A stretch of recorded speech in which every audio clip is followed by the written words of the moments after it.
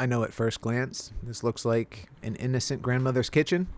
And to be honest, for one of you out there, it is.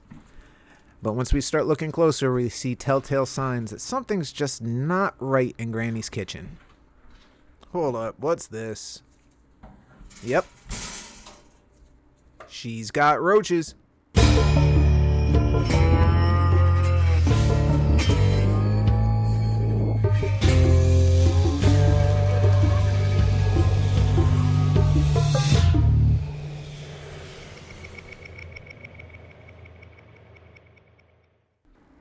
And they're German cockroaches, specifically Latella germanica.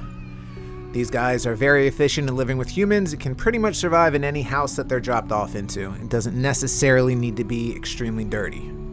Today we're going to be going over how to treat them, not the chemicals specifically. We will get into pesticides and my personal experience and favorite ones at a later date. I suggest you hit subscribe if that sounds interesting to you. Tools of the trade: duster, vacuum, and a sprayer of your choice. Every inspection begins the same, and that's with a thorough inspection. These insects are thigmotactic. That means they like places where their backs and their bellies touch at the same time, so finding them can be difficult.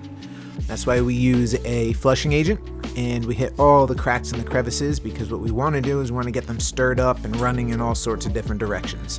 That allows the most chance for them to come in contact with the chemical that we're about to put down, and also gives me a chance to vacuum up and remove any physical specimens that I can see. This kitchen was prepped before I started, so everything had been taken out of the drawers and kind of cleaned up. It's really important to get this flushing agent in these cracks. It would be the tight places that you'd never think of that actually are harboring the insects. See, here you can see all the babies coming out of the area that I just flushed.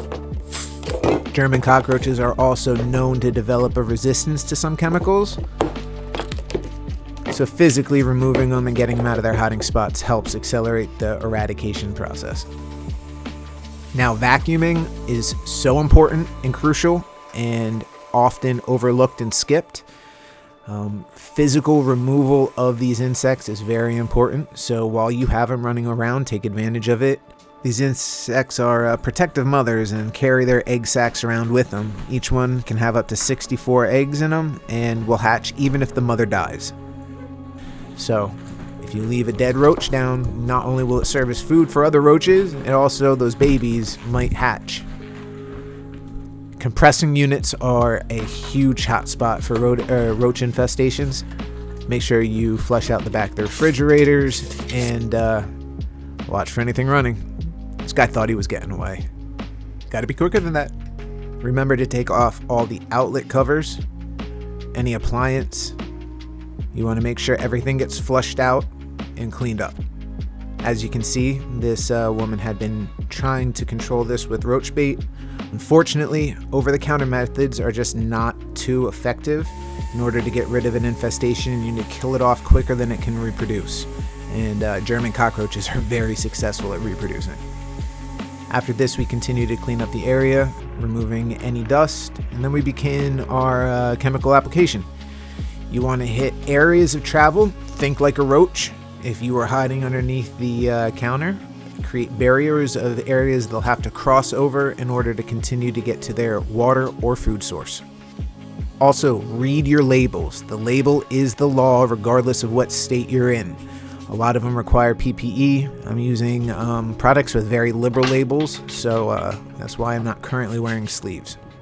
You also want to make sure everything is rated for a kitchen.